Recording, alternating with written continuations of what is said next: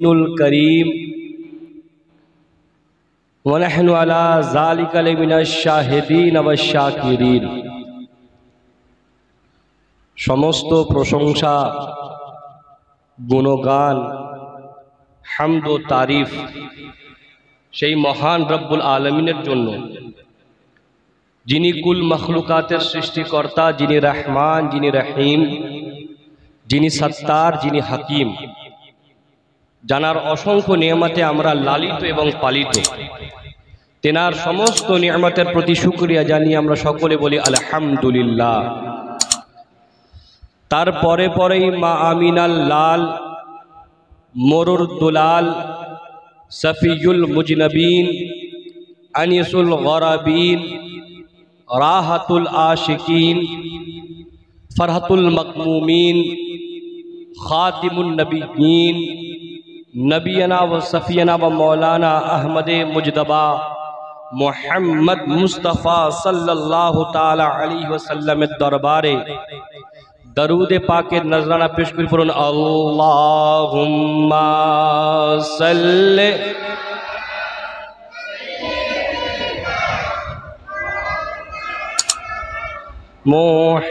मुहम्मद व अला आले सय्यिद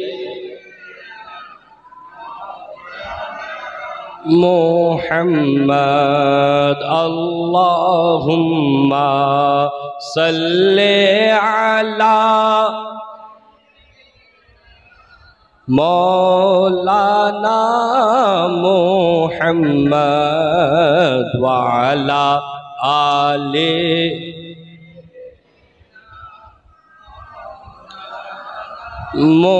मुहम्मद सल्लु अला मुहम्मदीन सल्लु अला मुहम्मद। हर दम ज़बान से निकालो पाक, हर दम ज़बान से निकालो मोहम्मद सल्लल्लाहु ताला अलैहि वसल्लम। इमाम इश्क मोहब्बत आला हज़रत फ़ाज़िल बरेलवी रज़ियल्लाहु ताला अन्हु उन्हीं बोलें, क्या बात है रज़ा उस चमनिस्तान करम की, क्या बात है रज़ा उस चमनिस्तान करम की, जहरा है कली जिसमें हसन हुसैन फूल, जहरा है कली जिसमें हसन हुसैन फूल। और एक जगह बोलें, तेरे नस्ले पाक में है बच्चा बच्चा नूर का, तेरे नस्ले पाक में है बच्चा बच्चा नूर का, तू है ऐने नूर तेरा सब घराना नूर का। এবং আমরা যে সিলসিলার মধ্যে রয়েছি, আমরা যে সিলসিলাকে মানি, এবং এই পশ্চিমবঙ্গের মধ্যে কাদরিয়া গগনের সূর্য ওলি ইবনে ওলি গৌস ইবনে গৌস হুজুর সৈয়দি সরকার মুর্শিদ আলী আল কাদরি আল বগদাদি জিলানী রাদিয়াল্লাহু তাআলা আনহু উনি দেওয়ানে হযরত জামালের মধ্যে লিখছেন, लुलु मरजा है दोनों, दोनों है शमशो कमर। आज আপনারা এখানে একত্রিত হয়েছেন আহলে বাইত জিক্র করার জন্য, আহলে বাইত সম্পর্কে আলোচনা শোনার জন্য। আহলে বাইত কারা এটা আগে আমাদেরকে জানতে হবে। কেনই বা আমরা তাদের জিক্র করব, কেনই বা তাদের আমরা চর্চা করব, কেনই বা তাদের আমরা গুণগান করব, এটা আমাদেরকে ভালো করে বুঝে নিতে হবে। तो हुजूर मौला पाक बोलছেন, लुलुओ मरजा है दोनों, दोनों है शमशो कमर।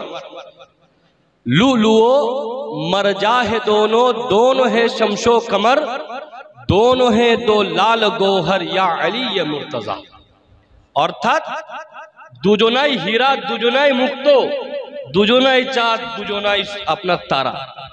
ইমামে হাসান হুসাইন। আমি কোরআনে পাক থেকে একটি আয়াত পড়ার সৌভাগ্য অর্জন করেছি। আমরা সবাই এখানে মুসলমান, তাই না?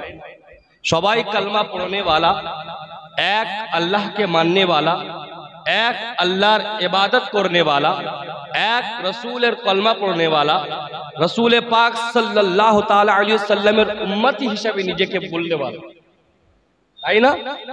আমাদের বিশ্বাস, আমাদের ইয়াকিন যে কোরআনে মুকদ্দাস এমন একটি পুস্তক যার মধ্যে কোনো সন্দেহ নেই, তাই না? আল্লাহর কোরআনের মধ্যে কোনো সন্দেহ আছে? আপনি কলেজে পড়েন, বিভিন্ন বই আছে, বিভিন্ন বিভাগের বই রয়েছে, সায়েন্স রয়েছে, কমার্স রয়েছে, হিস্ট্রি রয়েছে, বিভিন্ন বই রয়েছে। প্রত্যেকটা বইয়ের মধ্যে কিছু না কিছু ভুল অবশ্যই রয়েছে, বুঝতে পারছেন আমার কথা? কিন্তু পবিত্র কিতাব আল্লাহ যেটা রাসূল পাকের উপর নাজিল করেছেন, সেই কিতাবের সম্পর্কে আল্লাহ নিজেই বলছেন লা রাইবা ফি, এই কিতাবের মধ্যে কোনো সন্দেহ নেই। এবার যদি কোনো ব্যক্তি এই কিতাবের মধ্যে সন্দেহ করে, তাহলে সে কি করলো? আল্লাহর বাণীর এগেইনস্টে গেল, আল্লাহর কথার বিরুদ্ধে গেল। আর যে আল্লাহর কথার বিরুদ্ধে যায় সে মুসলমান হতে পারে? জি, এটা আমরা সবাই মানি তো, যে আল্লাহর কথার বিরুদ্ধে যে যায় সে মুসলমান হতে পারে না। ব্রাদরানে তরিকত, মুসলমান সমাজের ব্যক্তিগণ, আমি আজ কোরআনে পাক থেকে একটি আয়াতে কারিমা পড়েছি। আল্লাহ তাবারক ওয়া তাআলা কোরআনে মাজিদের মধ্যে ইরশাদ করছেন, ওয়ালা তাকুলু লিমান ইউকতালু ফি সাবিলিল্লাহি আমওয়াত বাল আহইয়াউন ওয়ালাকিন লা তাশকুরুন। এই যে আয়াত, এই যে কোরআনের অংশটা, এর যদি আপনি মানে মতলব বুঝতে যান সোজা ভাষায়, আল্লাহ তাবারক ওয়া তাআলা নিজের বান্দাদেরকে বলছে, এ আমার বান্দাগণ, যারা আমাকে আল্লাহ মেনে নিয়েছো, যারা আমাকে খোদা মেনে নিয়েছো, যারা আমার ইবাদত করো, যারা আমার রাসূলকে মানো, যারা আমার কোরআনকে মানো, শুনে রাখো, শুনে রাখো, আমি নিজে বলছি, যারা আমার রাস্তায় জান দেয়, যারা আমার রাস্তায় শহীদ হয়ে যায়, তাদেরকে খবরদার, খবরদার তোমরা মৃত বলো না। কি বলো না? মৃত বলো না। বাল আহইয়াউন, বরঞ্চ তারা জীবিত। ওয়ালা তাশকুরুন, কিন্তু তোমরা তার জ্ঞান রাখো। কোরআনে পাকের ভাষা। ভাই আমার, আহলে বাইতে আতহারের জিক্র করার পূর্বে আপনাদেরকে বিষয়টা বুঝতে হবে যে মানুষ কখনো কখনো মুখ থেকে একটা কথা বলে, মন থেকে আরেকটা মানে, তাই না? জি, সামনে যখন হুজুর চলে এলো যে হ্যাঁ হুজুর কালকে থেকে নামাজ পড়বো, কিন্তু মনের মধ্যে কি খেয়াল হচ্ছে যে হুজুর চলে গেলে আমি আমার কাজ করব। হয় কি হয় না? তো মন আলাদা কথা বলে, মুখ আলাদা কথা বলে। মুখ দিয়ে মানুষ অনেক কিছু মেনে নেয়, কিন্তু দিল থেকে মানতে চায় না, ঠিক কি না? আমার কথা বুঝতে পারছেন তো আপনারা? অসুবিধা হচ্ছে না তো? ভাই, মুখ দিয়ে মানুষ এক কথা বলে, দিল দিয়ে আর এক কথা হয়। তো আল্লাহ তাবারক ওয়া তাআলা খাল্লাকে বেনিয়াজ, যিনি আমাদের সৃষ্টিকর্তা, যিনি রহমান, যিনি রহিম, উনি তো আমাদেরকে জানেন। যেহেতু উনি সৃষ্টি করেছেন যে মানুষ মুখ থেকে একটা কথা বলবে, দিল থেকে অন্য কিছু মানবে, মানুষ মুখ থেকে কিছু বলবে, দিল থেকে আরো কিছু মানবে। ব্রাদরানে তরিকত, আল্লাহ তাবারক ওয়া তাআলা খাল্লাকে বেনিয়াজ, সেই কারণে কোরআনে পাকের মধ্যে আরেক জায়গায় বললেন, ওয়ালা তাহসাবান্নাল্লাযীনা কুতিলু ফি সাবিলিল্লাহি আমওয়াত। শোনো শোনো, মুখ থেকে তো বলা দূরে যাক, মুখ থেকে তো উচ্চারণ করা দূরে যাক, তোমাদের দিলের মধ্যে এই চিন্তা আনবে না, যারা আমার রাস্তায় শহীদ হয়েছে অবশ্যই অবশ্যই তারা জীবিত, ইনদা রাব্বাহিম, তারা জীবিত, ওয়া ইউরযাকুন, আর শুনে রাখো, শুনে রাখো, তাদেরকে আমি খাদ্য প্রদান করি। বলুন সুবহানাল্লাহ। দিলেও চিন্তা করলে হবে না, কোরআনের কথা। এবার কাউরের হয়তো বলতে পারেন যে হুজুর ব্যাখ্যা ভুল করছে, হুজুর মানে ভুল করছে, কারণ এখন সোশ্যাল মিডিয়ার যুগ, সবার কাছে মোবাইল রয়েছে, কোরআনের অ্যাপ রয়েছে, আপনারা খুলে দেখে নিতে পারেন, তরজমা খুলে দেখে নিতে পারেন। এই আয়াতের তরজমাই হচ্ছে এটা যে আল্লাহর রাস্তায় যারা শহীদ হয়ে যায় তাদেরকে খবরদার তোমরা মৃত বলো না, চিন্তা পর্যন্ত করো না, তার কারণ সে আমার রাস্তায় জীবন দিয়েছে।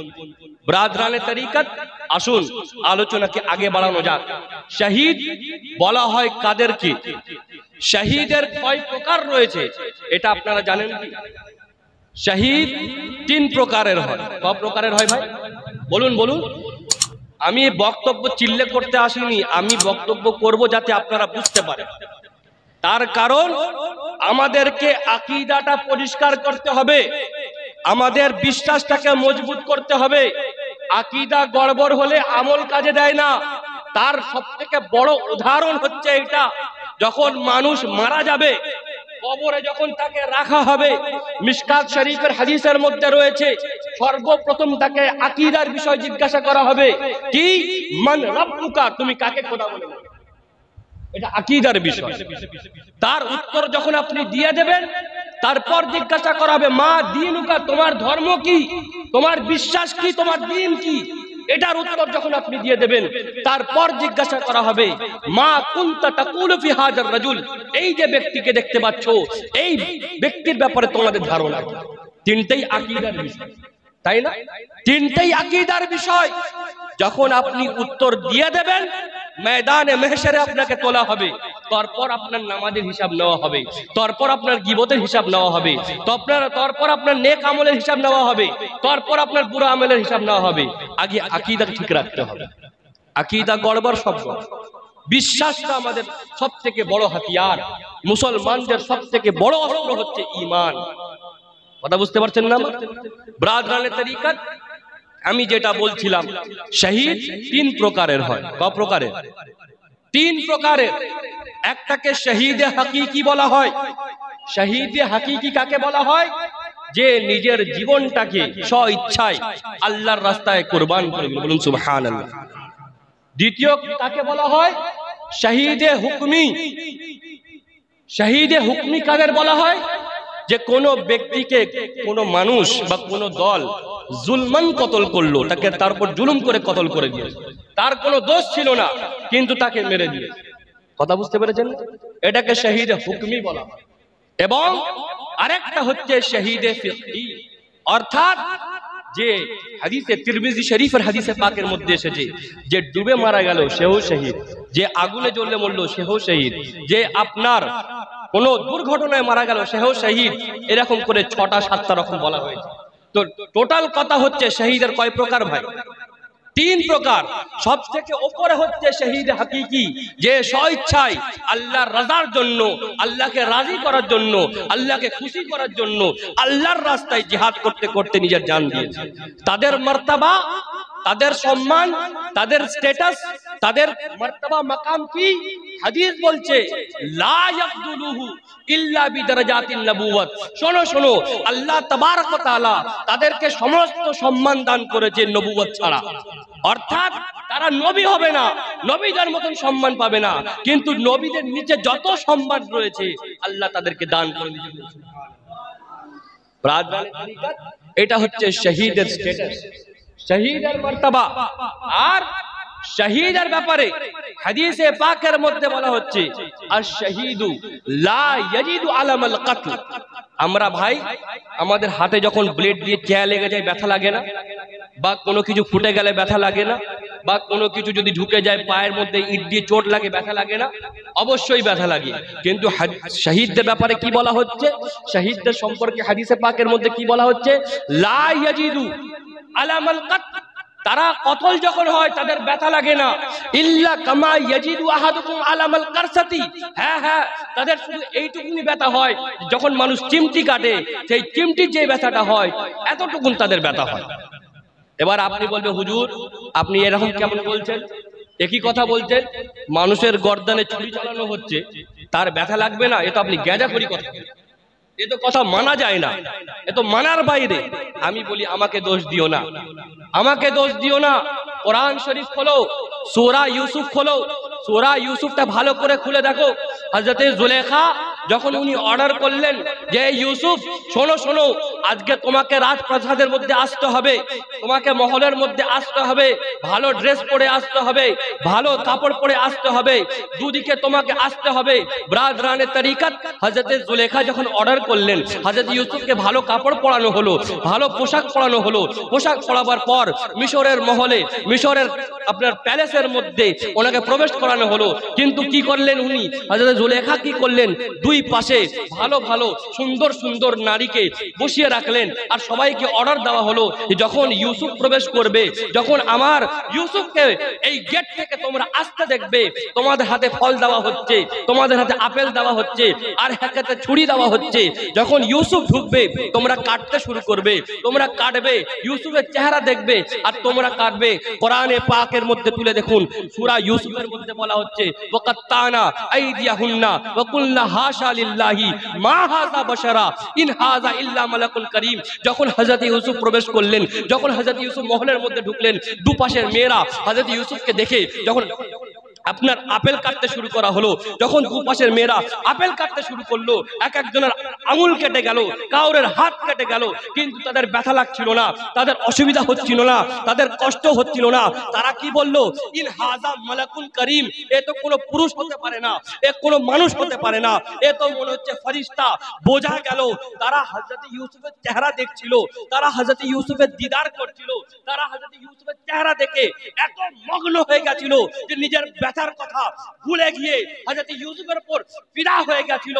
তো আমি বলতে চাই, যখন একজন মুমিন বান্দা আল্লাহকে খুশি করার জন্য, আল্লাহকে রাজি করার জন্য, আল্লাহর দিওয়া পাওয়ার জন্য, আল্লাহর জিদ পাওয়ার জন্য নিজের জানটাকে দেয়, সে তো তখন আল্লাহ তাবারক ওয়া তাআলার জিয়ারত করে। সে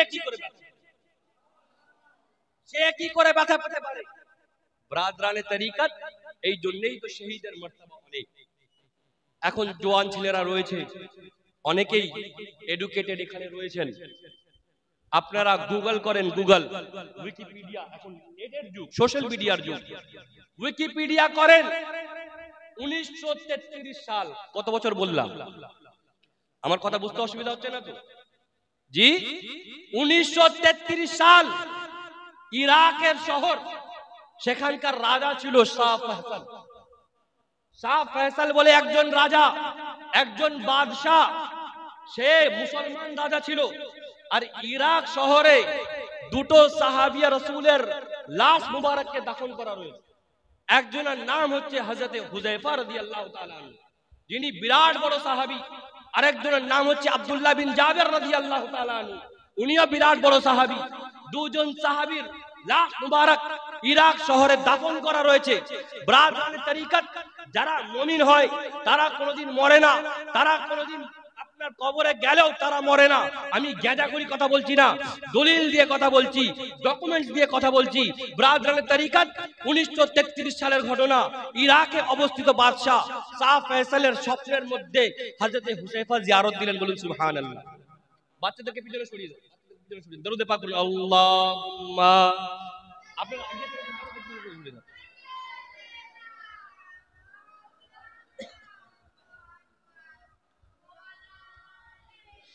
দেখেন, বক্তব্যের মধ্যে ডিস্টার্ব করলে অসুবিধা হয়ে যাবে। শোনেন, শাহ ফয়সাল, ব্রাদরানে তরিকত, শাহ ফয়সাল রাজা স্বপ্নে কি দেখছে? স্বপ্নে দেখছে যে হযরত হুযায়ফা রাদিয়াল্লাহু তাআলা আনহু।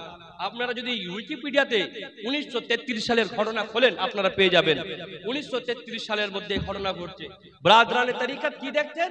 যে হযরত হুযায়ফা রাদিয়াল্লাহু তাআলা আনহু, উনি স্বপ্নে এসে বলছেন, এ শাহ ফয়সাল, তুমি এখানে রাজত্ব চালাচ্ছ, তুমি এখানে রাজত্ব করছো। শোনো শোনো, আমার কবর দাজালা নদীর পাশে রয়েছে। একটা নদী, তার নাম হচ্ছে দাজালা। সেই নদীর পাশে আমার কবর রয়েছে। সেই নদীর পানি এসে আমার কবরে বারবার ধাক্কা মারছে। শোনো শোনো, আমার কবরটাকে আমার ওইখান থেকে সরিয়ে তুমি অন্য জায়গায় করে দাও, অন্য জায়গায় করে দাও। শাহ ফয়সাল উঠলেন। ওঠার পর বাদশা চিন্তা করলেন যে স্বপ্নতে দেখেছি, কিন্তু হঠাৎ করে যদি ট্রান্সফার করি, হঠাৎ করে যদি লাশ মুবারককে চেঞ্জ করি, মানুষ প্রশ্ন করতে পারে, মানুষ আমার উপর আঙুল তুলতে পারে যে বাদশা বলে যা ইচ্ছা করছে, শরীয়তের মধ্যে হুকুম নেই। যদি একজনকে দাফন করে দেওয়া হয়, তারপর যতক্ষণ না পর্যন্ত কবরের মধ্যে কোনো অসুবিধা হচ্ছে, ততক্ষণ আপনার পরিবর্তন করতে পারবেন না। কিন্তু ব্রাদরানে তরিকত, আমি তো কাউকে ডকুমেন্টস দেখাতে পারবো না, আমি তো স্বপ্নের মাঝখানে দেখেছি।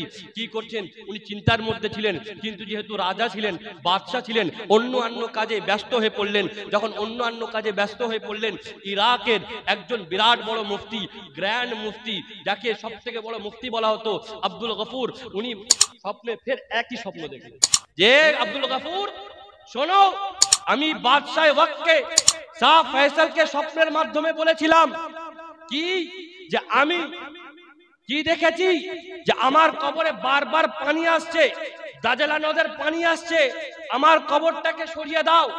আর আমার পাশে একজন সাহাবী রাসূলও রয়েছেন, হযরত আব্দুল্লাহ ইবনে জাবের, তার কবরের মধ্যে নোনা লেগে গেছে, নদীর পানির কারণে একটু নোনা লেগে গেছে, জলদি জলদি আমাদের কবরটাকে ট্রান্সফার করো, আমাদের কবরে বারবার পানি আসছে। 1933 সালের হেডলাইনের মধ্যে এখনো লেখা রয়েছে, গ্র্যান্ড মুফতি ফজরের নামাজের পর বাদশার দরবারে গিয়ে বলছে আমি এরকম স্বপ্ন দেখেছি, এরকম ভাবে অর্ডার এসেছে। বাদশাও বলছে হ্যাঁ হ্যাঁ আমিও একই স্বপ্ন দেখেছি, আমিও একই জিনিস দেখেছি। তখন তারা বলছে ইয়া তাহলে কি করা যেতে পারে, কি করা যেতে পারে? বাদশা বললেন হুজুর আপনি তো মুফতি সাহেব, আপনি ফতোয়া দেন, আমি কবরটাকে ট্রান্সফার করে দেবো, চেঞ্জ করে দেবো, এক জায়গা থেকে অন্য জায়গায় মুনতাকিল করে দেবো। ব্রাদরানের তরিকত যখন সেটা অর্ডার হলো, ডেট ফিক্স করা হলো। কোন ডেট?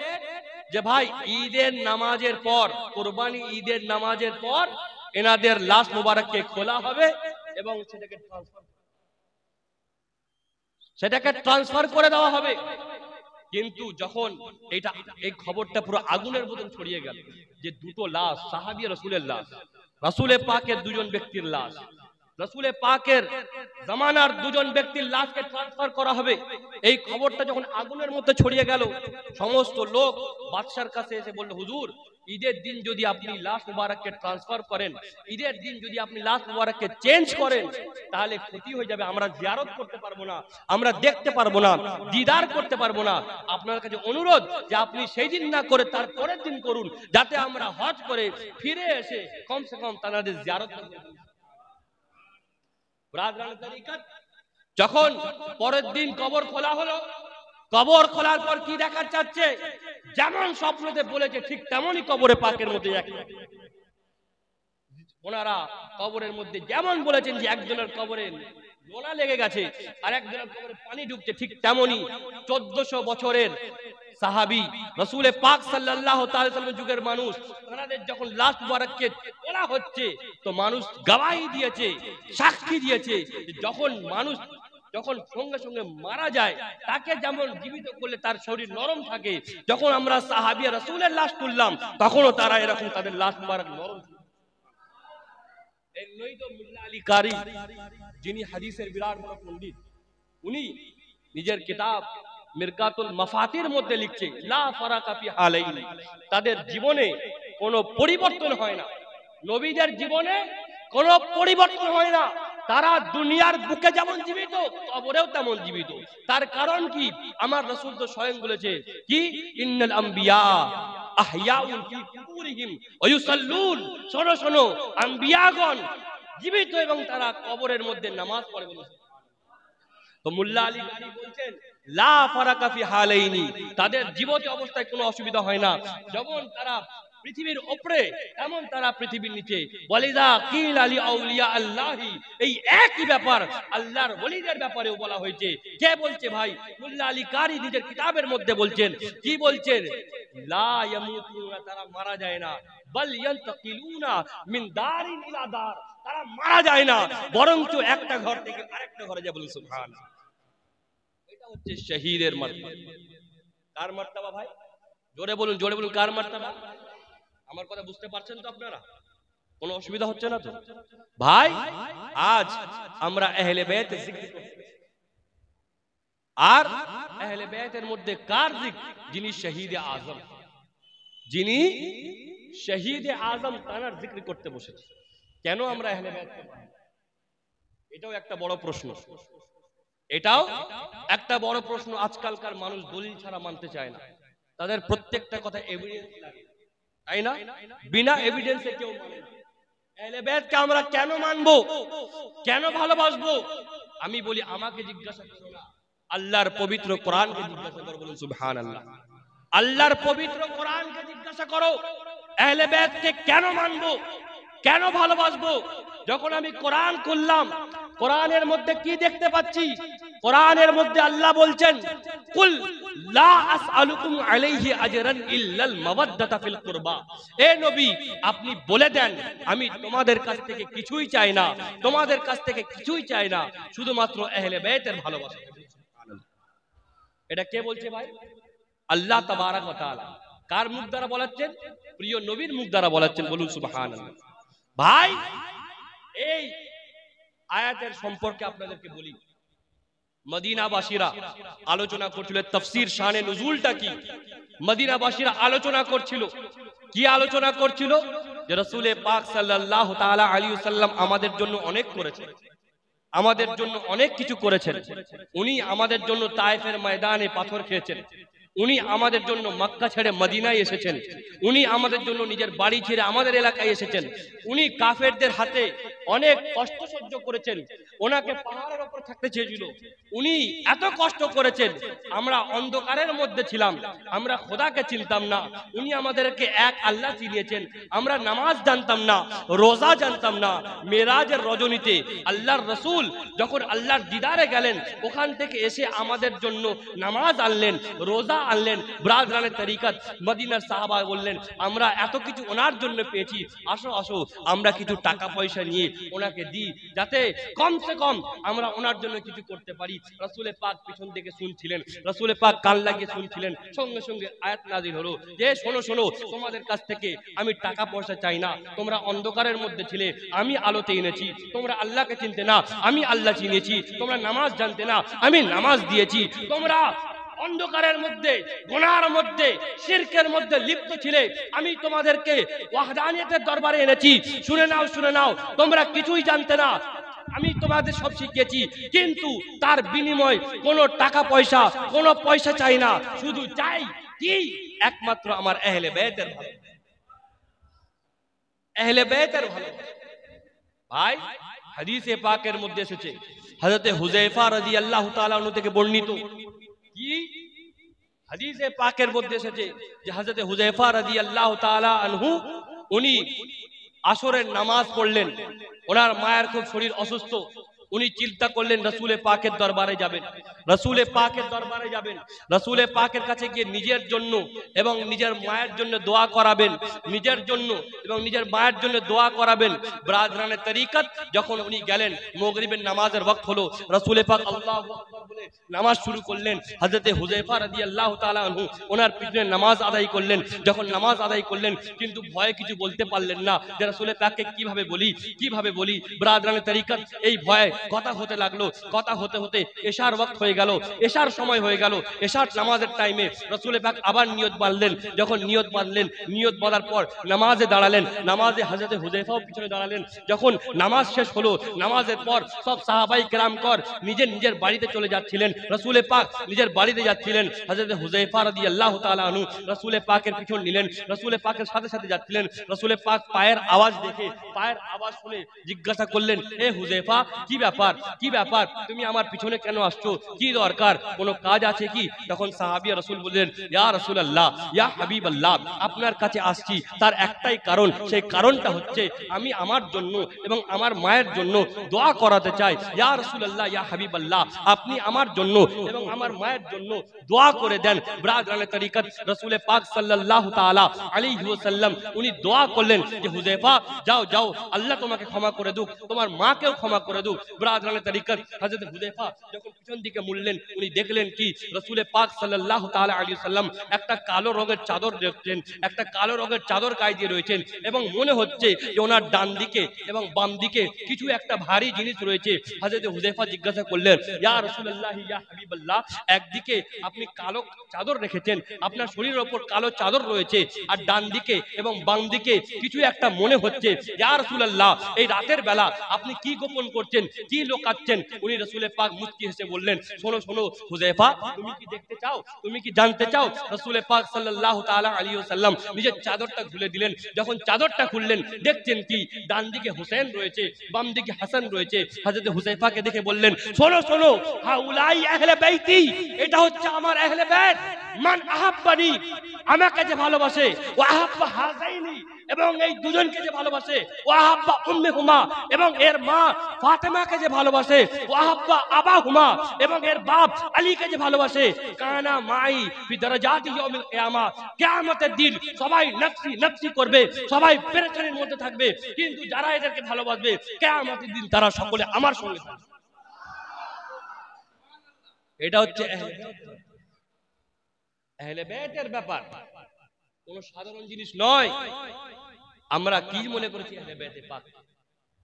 আমাদের ঈমান ওনারা, আমাদের ভালোবাসা ওনারা, আমাদের প্রেম হচ্ছে আহলে বাইত, আমাদের চলা আহলে বাইত, বলা আহলে বাইত। কারণ কোরআন বলছে ইন্নামা ইউরিদুল্লাহু লিইয়ুযহিবা আনকুমুর রিজসা আহলাল বাইতি ইউতাহিরাকুম তাতহীরা। এ নবীর বংশধর, আমি তোমাদের কাছ থেকে সমস্ত নাপাকিকে দূর করে দিয়েছি। আহলে বাইত সম্পর্কে আপনারা হাদিস শুনেননি যে ইন্নাল হাসানা ওয়াল হুসাইনা সাইয়্যিদা শাবাবি আহলিল জান্নাহ, হাসান ও হুসাইন হচ্ছে জান্নাতি নওজওয়ানের সর্দার। বলেননি রাসূল পাক আলীর জন্য কি বলেননি মান কুনতু মাওলাহু ফাআলিয়ুন মাওলাহু আল্লাহুম্মা ওয়ালি মান ওয়ালাহু ওয়া আদি মান আদাহু। এ আলী, আমি যার মওলা তুমিও তার মওলা। এ আলী, তোমার সাথে যে দুশমনি করলো সে আমার সাথে দুশমনি করলো, আমাকে যে মওলা মানলো সে তোমাকে মওলা মানলো। রাসূল পাক বলেননি আমা তারদা আন তাকুনা মিন্নি বিমানজিলতি হারুন মিন মূসা। এ আলী, তোমার স্ট্যাটাস, তোমার সম্মান, তোমার মর্তবা ঠিক আমার নিকটে তেমন যেমন হযরতে মুসার নিকটে হযরতে হারুনের সম্মান ছিল। সুবহানাল্লাহ। ব্রাদরানের তরিকা রাসূল পাক কে এটা বলেননি মান আহাব্বা আলিয়ান ফাকাদ আহাব্বানি, যে আলীকে ভালোবাসলো সে আমাকে ভালোবাসলো। ওয়া মান আহাব্বানি ফাকাদ আহাব্বাল্লাহ, যে আমাকে ভালোবাসলো সে আল্লাহকে ভালোবাসলো। এটা কি রাসূল পাক বলেননি মান সাব্বা আলিয়ান ফাকাদ সাব্বানি, যে আলীকে গাল দিল সে আমাকে গাল দিল। ও মান আবগাযা আলিয়ান ফাকাদ আবগাযানি, যে আলীর সাথে দুশমনি করলো সে আমার সাথে। এইগুলো কি আমি মন্ত্র পড়ছি? হাদিসে পাক, হাদিসে পাকের কথা।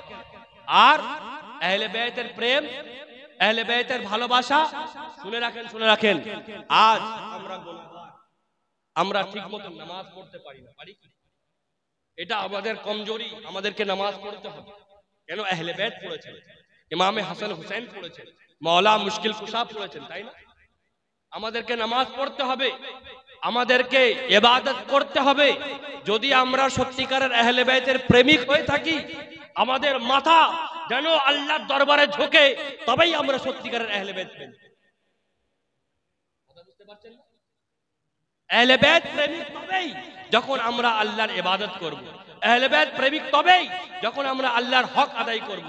আমরা শুধু মুখে আহলে বাইত করলে হবে না, আহলে বাইতের প্রেমটা আমাদেরকে দিলের মধ্যে রেখে আহলে বাইত যেমন ভাবে জীবন কাটিয়েছে ঠিক তেমন ভাবে আমাদেরকে জীবন কাটাতে, তাই না ভাই আমার? ব্রাদরানের তরিকত আসুন আপনাদেরকে আমি বলি, আজ আমরা গুনাহগার, নামাজ পড়তে জানি না, নামাজ পড়তে পারি না, রোজা রাখতে জানি না, হজ করতে জানি না, ভালো করে ইবাদত করতে জানি না, কিন্তু সবাই একটা আশা রাখি। কি আশা রাখি? যে পরওয়ারদিগারে আলম খাল্লাকে বেনিয়াজ অনেক গুনাহ, এই গুনাহ তোমার দরবারে তওবা করছি, আমার দোয়া কবুল করো। মাওলা অনেক গুনাহ, ঠিক মতন টাইমে নামাজ পড়তে পারি না, এর জন্য জানি অনেক কঠিন বিচার হবে। মাওলা তওবা করছি, আমাদের তওবাকে কবুল করো। কিন্তু ব্রাদরানের তরিকত আমরা গুনাহগার হলেও, সিয়াকার হলেও, বদকার হলেও আমাদের দিলের মধ্যে থাকে কি, মাওলা যখন মরবো যেন তোমার নাম নিয়ে মরতে পারি, তোমার রাস্তায় যেন মরতে পারি, এক কথায় শহীদ হয়ে যাবে। এটা সবার ইচ্ছা নয়। যারা মুমিন তারা এটা চায় যেন আমরা মরার সময় তওবা করে মরতে পারি, যেন আমরা মরার সময় শহীদ হয়ে মরতে পারি, যেন আমরা মরার সময় ভালো পথে মরতে পারি। কেউ চায় যে আমার মরা, আমার মৃত্যু নাপাকি অবস্থায় হোক? কেউ চাই? এখানে যতই গুনাহগার হোক, মদখোর গাঁজাখোর, তাকেও যদি জিজ্ঞাসা করা হয় সে বলে আমি একদিন তওবা করব, কারণ তারও ইচ্ছা যে আমি মরার আগে যেন আমার সমস্ত গুনাহ মাফ হয়, তাই না? তার কারণ যদি আমাদের গুনাহ মাফ না হয়, কোরআন বলছে আফালা ইয়ালামু ইযা বুসিরা মা ফিল কুবুর ওয়া হুসিলা মা ফিস সুদূর ইন্না রাব্বাহুম বিহিম ইয়াওমাইযিন লাখাবীর। শোনো শোনো, মরার পর তোমাকে কবর থেকে তোলা হবে এবং তোলার পর সমস্ত হিসাব নিকাশ নেওয়া হবে। তুমি ভুল করেছো সেটারও হিসাব নেওয়া হবে, তুমি যা যা করেছো তার হিসাব। ব্রাদরানের তরিকত শুনে রাখেন, শুনে রাখেন। কিন্তু আমরা তাও ইচ্ছা করি কি করি না? সবার এখানে ইচ্ছা আছে তো যে আমাদের মৃত্যুটা যেন ভালো করে হোক। জি, হাদিসে পাকের মধ্যে এসেছে মান মাতা আলা হুব্বে আলে মুহাম্মাদিন মাতা শাহীদান মান মাতা আলা হুব্বে আলে মুহাম্মাদিন মাতা মুমিনান। শোনো শোনো, শহীদ হয়ে মরতে চাও, মুমিন হয়ে মরতে চাও, রাসূল পাকের এবং তার আহলে বাইতের ভালোবাসা নিজের দিলের মধ্যে বসিয়ে নাও। যদি তোমাদের দিলের মধ্যে আহলে বাইতের ভালোবাসা থাকে, রাসূল পাক বলছেন যে ব্যক্তি আল্লাহর রাসূলের এবং তার আওলাদদের ভালোবাসা নিয়ে মারা গেল, সে এমনি নয় বরং শহীদ হয়ে মারা গেল। রাসূল পাকের হাদিস। এবং যে ব্যক্তি যার দিলের মধ্যে আহলে বাইত সম্পর্কে কিছু নেফাক হলো, আহলে বাইত সম্পর্কে কি মন্তব্য করলো, আহলে বাইত সম্পর্কে তাদের দিলের মধ্যে খারাপ মন্তব্য এলো, রাসূল পাক বলছেন মান মাতা আলা বুগজ আলে মুহাম্মাদিন, যে আহলে বাইতের বুগজ নিয়ে মারা গেল, আহলে বাইতের প্রতি নফরত নিয়ে মারা গেল, আহলে বাইতের প্রতি ঘৃণা নিয়ে মারা গেল, কি হলো, যা ইয়াউমুল কিয়ামা, কিয়ামতের দিন তাকে তোলা হবে। কেমন ভাবে তোলা হবে? বাইনা আইনাইহি, তার চোখের দুটো মাঝখানে লেখা থাকবে আইসুম মির রাহমাতিল্লাহ, এই ব্যক্তি আল্লাহর রহমত থেকে বঞ্চিত। কেমন কঠোর জিনিস! কাল কিয়ামতের দিন আমরা সবাই আশা করব যে আল্লাহ আমাদের দিকে রহমত করুক, তাই না? কিন্তু যদি আমাদের মাঝখানে এখানে লেখা থাকে এই ব্যক্তি আল্লাহর রহমত থেকে বঞ্চিত, তাহলে সেই দিন আমাদের কি? এটা কখন হবে? যখন আমাদের দিলের মধ্যে আহলে বাইতের প্রেম নয়, আহলে বাইতের প্রতি নেফাক বিনা থাকবে। ব্রাদরানে তরিকত শুনে নেন। আরেকটা হাদিসে পাকের মধ্যে, আমার কথা বুঝতে অসুবিধা কারণ হচ্ছে না তো? দরুদ পাক পড়ুন, আল্লাহুম্মা।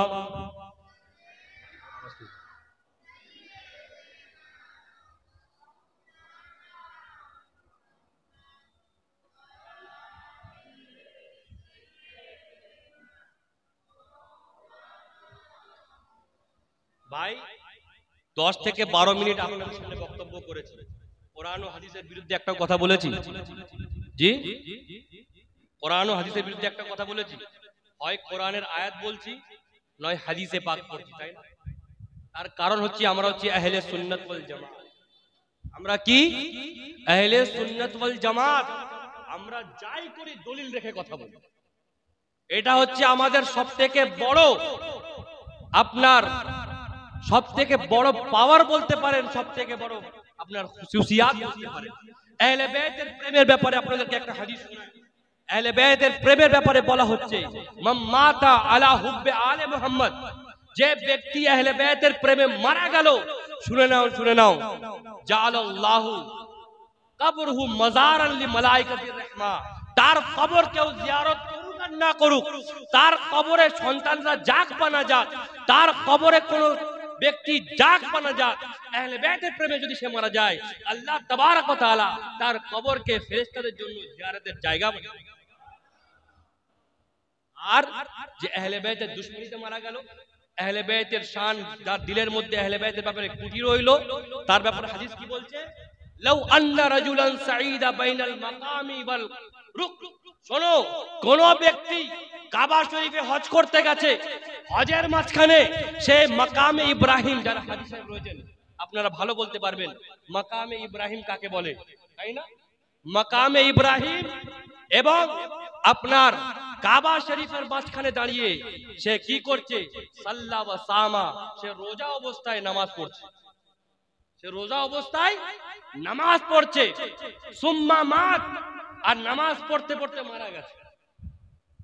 ফাওয়া মুবগিজুন লিআহলি মুহাম্মদ সাল্লাল্লাহু তাআলা আলাইহি ওয়াসাল্লাম, কিন্তু সে যখন মারা গেছে সে নামাজ পড়ছিল, রোজা অবস্থায় ছিল, কাবা শরীফের মাঝখানে ছিল, কাবা শরীফ এবং মাকামে ইব্রাহিমের মাঝখানে ছিল, যে নামাজ অবস্থায় ছিল, রোজা অবস্থায় ছিল, কিন্তু যখন মারা গেছে তার দিলের মধ্যে আহলে বাইতের প্রতি ঘৃণা ছিল, তার দিলের মধ্যে আহলে বাইতের প্রতি নেফাক ছিল, আহলে বাইতের প্রতি দুশমনী ছিল। হাদিসে পাকের মধ্যে বলা হচ্ছে দাখালা ফিন নার, সে নামাজের জন্য নয়, রোজার জন্য নয়, তাকে কিছুই বাঁচাতে পারবে না, সে সোজা জাহান্নাম। বুঝতে পেরেছেন না? তার কারণ আহলে বাইত এবং সাহাবা হচ্ছে আমাদের ঈমান। ভাই আমার, আপনাদেরকে আমি বলি আহলে বাইত সম্পর্কে আপনারা শুনছেন তো, অসুবিধা নেই তো? জি, ব্রাদরানে তরিকা ঈমান হচ্ছে আহলে বাইত। বাচ্চাদেরকে সরিয়ে দেন, এরকম ভাবে বক্তব্য হয় না। দরুদ পাক পড়ুন, আল্লাহুম্মা। সরিয়ে দেন, সরিয়ে দেন।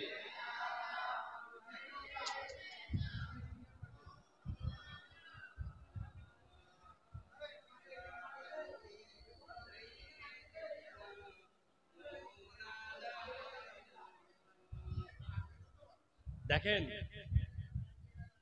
মুহাদ্দিস দেহলভী রাহমাতুল্লাহি তাআলা আলাইহি বলেন, ইনদা যিকরিস সলিহিন তানাজ্জালুর রাহমা, যেখানে আল্লাহর নেক বান্দাদের জিক্র করা হয় সেখানে আল্লাহর রহমত। কথা বুঝতে পারছেন না? তো আপনাদেরকে সেইভাবে এখানে বুঝতে হবে, এটা রহমতের জায়গা।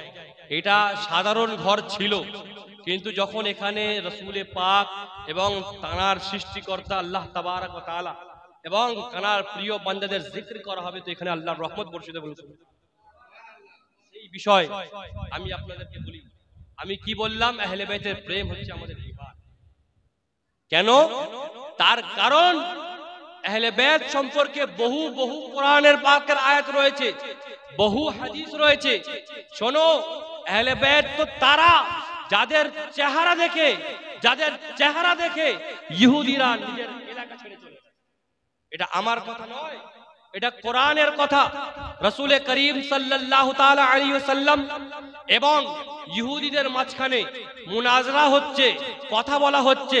ইহুদিরা কি বলছে, যে রাসূল, এ মুহাম্মদ, তোমার এটা দাবি যে হযরত ঈসা আলাইহিস সালাতু ওয়াত তাসলিম উনি নবী ছিলেন, উনি আল্লাহর বান্দা ছিলেন। আমাদের দাবি হযরত ঈসা হচ্ছে আল্লাহর সন্তান। ইহুদি যারা, খ্রিস্টান যারা, তারা কি মনে করে? হযরত ঈসাকে আল্লাহর সন্তান মনে করে, আল্লাহর ছেলে মনে করে, তাই না? রাসূল পাকের সাথে কথা বলছে, এ মুহাম্মদ, তুমি এটা দাবি করো যে হযরত ঈসা আল্লাহর বান্দা, উনি একজন নবী। এই দাবিটা তোমার ভুল, এই কথাটা তোমার ভুল। আমাদের দাবি হচ্ছে কি, হযরত ঈসা আলাইহিস সালাতু ওয়াত তাসলিম হচ্ছেন আল্লাহর সন্তান।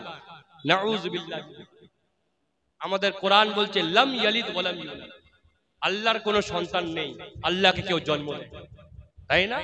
ব্রাদারান তরিকত রাসূল পাক বললেন, আচ্ছা তোমরা যে বলছো ঈসা নবী আল্লাহর সন্তান, এর দলিল কি, এর এভিডেন্স কি, এর প্রুফ কি? তখন তারা বলছে, এ মুহাম্মদ, বলো বলো, তুমি কি এমন সন্তান দেখেছো, এমন পুত্র দেখেছো যার বাপ নেই কিন্তু সে জন্মগ্রহণ করেছে? বাপ নেই, তার মায়ের পেটে এসেছে। এটা আমি বলছি না, তোমাদের কোরআন বলছে যে হযরত ঈসাকে আল্লাহ তাবারক ওয়া তাআলা বিনা বাপের জন্ম দিয়েছেন, বিনা বাপে পৃথিবীতে এসেছেন। তাহলে বলো, যার বাপ নেই, তাহলে সে কিভাবে আপনার বান্দা হতে পারে? সে তো আল্লাহর সন্তান। এরকম কোন ছেলে দেখেছো? রাসূল পাক হেসে বললেন, আরে ইহুদি, আমি তো এমন ছেলে দেখেছি যার বাপও নেই, মাও নেই, কিন্তু পৃথিবীতে, যার বাপও নেই, মাও নেই, কিন্তু পৃথিবীতে এসেছে। হযরত ঈসা আলাইহিস সালাতু ওয়াত তাসলিমের শুধু বাপ ছিল না, মা ছিল। কিন্তু আমি এমন একজনকে জানি যার বাপও নেই, মাও নেই, কিন্তু পৃথিবীতে এসেছে। তখন বলছে, আচ্ছা কে? বলে হযরত আদম আলাইহিস সালাম। কি ভাই? হযরত আদম, ওনার বাপও নেই, মাও নেই, আল্লাহ তাবারক ওয়া তাআলা ওনাকে জান্নাত থেকে পাঠিয়েছেন। যখন বলেছে, ইহুদিরা তো দলিল দিয়ে পারছে না, কথা বলে পারছে না, তখন তারা ঝগড়া করতে লাগলো। তখন তারা কি করলো? রাসূল পাকের সাথে ঝগড়া করতে লাগলো। রাসূল পাক বললেন, এ আল্লাহ, আমি কি করব? সঙ্গে সঙ্গে আয়াত নাযিল হলো, ফামান হাজ্জাকা ফীহি মিন বাদি মা জা মিনাল ইলম ফাকুল তাআলু নাদউ আবনানা ওয়া আবনাকুম ওয়া নিসানা ওয়া নিসাকুম সুম্মা নাবতাহিল ফালানাতাল্লাহি আলাল কাযিবিন। এ নবী, আপনাকে ঝগড়া করার দরকার নেই, আপনাকে তর্ক করার দরকার নেই, আপনাকে এদের সাথে আলোচনা করার দরকার নেই। আপনি এদেরকে চ্যালেঞ্জ ছুড়ে দেন, আপনি এদেরকে চ্যালেঞ্জ করেন। কি চ্যালেঞ্জ করেন? শোনো শোনো ইহুদিরা, তোমরা যদি সত্যবাদী হয়ে থাকো, যাও যাও, নিজের সন্তানদেরকে ডেকে আনো, নিজের আওলাদদেরকে ডেকে আনো, নিজের বংশধরকে ডেকে আনো। আমি মুহাম্মদ মুস্তাফা সাল্লাল্লাহু তাআলা আলাইহি ওয়াসাল্লাম নিজের সন্তানকে ডেকে আনবো, নিজের আওলাদদেরকে ডেকে আনবো। ইহুদিরা বলল, আমরা চ্যালেঞ্জ অ্যাকসেপ্ট করব, আমরা চ্যালেঞ্জ গ্রহণ করব। কিন্তু ইহুদিরাও তো চালাক ছিল, এরাও জানতো রাসূল পাক সত্যবাদী, ইহুদিরাও জানতো রাসূল পাক সাদিক, ইহুদিরাও জানতো রাসূল পাক সত্য কথা বলছেন। তারা গেল দুটো বড় আলেমের কাছে, নিজেদের বড় বড় পণ্ডিতের কাছে গিয়ে বলছে মুহাম্মদ চ্যালেঞ্জ করেছে যে তোমাদের আওলাদকে ডেকে আনো, আমি আমার আওলাদদেরকে আনবো, কি করা যায়, কি করা যায়। বড় পণ্ডিত বলে উঠলো, দাঁড়াও তোমরা এখন কেউ যেও না, আগে আমি যে দেখে আসবো, দেখে আসার পর তোমাদেরকে বলবো, তারপর কথা বুঝতে পারছেন না? তো যখন সেই দুটো ইহুদিদের বড় আলেম পণ্ডিত সে যখন গেল, যাওয়ার পর দেখতে কি রাসূল পাক বসে রয়েছেন, হযরতে আলী বসে রয়েছেন, হযরতে ফাতেমাতুজ জাহরা বসে রয়েছেন, ইমামে হাসান ও হুসাইন বসে রয়েছেন। ইহুদিরা দূর থেকে দেখে চলে এসে বলছে খবরদার খবরদার, মুহাম্মাদের চ্যালেঞ্জ অ্যাকসেপ্ট করতে যেও না, মুহাম্মদ যে চ্যালেঞ্জ করেছে সেটাকে গ্রহণ করতে যেও না, ধ্বংস হয়ে যাবে। কেন? ইন্নী লা আরা উজুহান, আমি এমন চেহারা দেখে আসছি, এমন সূরত দেখে আসছি, এমন সুন্দর সুন্দর চেহারা দেখে আসছি, লাউ সাআলুল্লাহ, তারা যদি আল্লাহর দরবারে হাত তুলে একবার দোয়া করে, কিসের দোয়া করে? আই ইউজিলা জাবালাম মিন মাকানিহি, যে জবল পাহাড়টাকে, জবল পর্বতটাকে নিজের জায়গা থেকে মাহমুদ, এ পরবর্তীগারে আলম এই জবল পাহাড়টাকে সরিয়ে দাও। তারা যদি একবার দোয়া করে আল্লাহ অবশ্যই অবশ্যই তাদের দোয়াকে কবুল করে সেই পাহাড়কে নিজের জায়গা। খবরদার যেও না, ধ্বংস হয়ে যাবে। যেমন চলছে চলুক, তাদের সাথে লাগছে। তারা হচ্ছে আহলে বাইত, তাদের জিক্র আমরা করছি, তাদের জিক্র করছি। ব্রাদরানে তরিকত কত আয়াত, কত হাদিস আপনাদেরকে শোনাবো, কত কোরআনের আপনাদেরকে রেফারেন্স শোনাবো। আসুন আসুন, আজ আমাদের জীবনের মধ্যে আহলে বাইতের প্রতি প্রেম আনতে হবে, আহলে বাইতের রাস্তাটাকে আমাদেরকে নিয়ে, আমাদের প্রত্যেকের রোল মডেল থাকে, তাই না? আজকালকার মুসলমানদের যুবকদের রোল মডেল কারা? কোন ফিল্ম স্টার, হয় শাহরুখ খান, নয় সালমান খান, নয়। আজকালকার মুসলমানদের যুবকদের রোল মডেল কারা? বিরাট কোহলি ক্রিকেটার, কারা? মেসি। আল্লাহু আকবার কবীরা। আমাদের রোল মডেল হাসান হুসেন হওয়া দরকার, আমাদের রোল মডেল আলী হওয়া দরকার, আমাদের রোল মডেল হযরত মুহাম্মদ রাসূলুল্লাহ সাল্লাল্লাহু তাআলা আলাইহি ওয়াসাল্লাম হওয়া দরকার। আজকে যে আমাদের জওয়ানরা ধ্বংস হচ্ছে এই কারণেই, তার কারণ তারা অন্য ট্র্যাকে চলছে, অন্য পথে চলছে। ব্রাদরানে তরিকত কেন আমি বলছি যে আমাদের রোল মডেল আহলে বাইত হওয়া দরকার? ভাই, আহলে বাইত কেমন ছিলেন, ওনাদের ক্যারেক্টার কেমন ছিল, আজ আপনাদেরকে আমি বলি, আজ আপনাদেরকে শোনাই, কোরআন ও হাদিস থেকে শোনাই। ব্রাদরানে তরিকত শোনেন, শোনেন। ব্রাদরানে তরিকত রাসূল করিম সাল্লাল্লাহু তাআলা আলাইহি সাল্লামের ঘরে, হযরতে ফাতিমা জাহরার ঘরে ইমামে হুসাইন জন্মগ্রহণ করেছেন। বলুন সুবহান। ইমামে হুসাইন জন্মগ্রহণ করেছেন। ইমামে হুসাইন যখন জন্মগ্রহণ করেছেন, উনি বাল্য বয়সে রয়েছেন, ছোট বয়সে রয়েছেন, ওনার শরীর অসুস্থ হয়ে গেছে, শরীর অসুস্থ হয়ে গেছে। হযরত আলী কাররামাল্লাহু ওয়াজহুল কারীম উনি চিন্তা করলেন যে হুসেন ছোট, তার শরীর অসুস্থ হয়ে গেছে, অনেকদিন শরীর সুস্থ হচ্ছে না, আমি আল্লাহর দরবারে মানত করছি আমি দুটো রোজা রাখব। হুসেন যদি সুস্থ হয়ে যায় আমি শুকরিয়ানা দুটো রোজা রাখবো। ব্রাদরানে তরিকত এই নিয়ত যখন উনি করলেন, হযরতে ফাতিমাতুজ জাহরা উনিও এই নিয়ত করলেন যে হোসেন যদি সুস্থ হয়ে যায় আমি দুটো রোজা রাখবো। হযরতে আলী এবং ফাতেমা যখন নিয়ত করলেন, ওনার বাড়ির যারা কাজ করনে वाला ছিল, চাকররা ছিল, হযরতে ফিজ্জা, হযরতে সালমান, ওনারাও নিয়ত করলেন যে আমরা দুটো করে রোজা রাখবো। ব্রাদরানে তরিকত সবাই নিয়ত করলেন যে হোসেন যদি সুস্থ হয়ে যায় আল্লাহর দরবারে আমরা শুকরিয়ানা দুটো রোজা রাখবো। আল্লাহু আকবার কবীরা।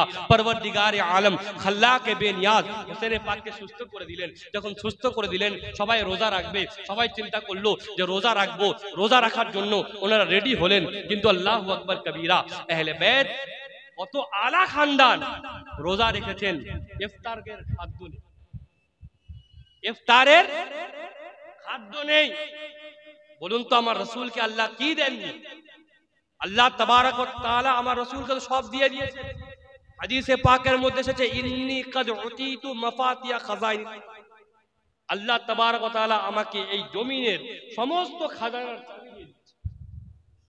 তার ঘরে, তার আহলে বাইতের বংশের বাড়িতে ইফতার করছেন, কিন্তু খাবার নেই।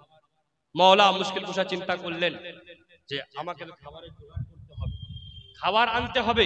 উনি কি করলেন, বাজারে গেলেন, গিয়ে একটা ইহুদির বাড়িতে গিয়ে বললেন, আমি তোমার বাড়ির কাজ করে দেবো, শর্ত হচ্ছে একটা, আমি তোমার বাড়ির কাজ করে দেবো, তুমি আমাকে কিছু পয়সা দেবে। তখন সেই ইহুদি বলল, ঠিক আছে, তুমি আমার বাড়িতে কাজ করো, আমি তোমাকে কিছু পয়সা দেবো।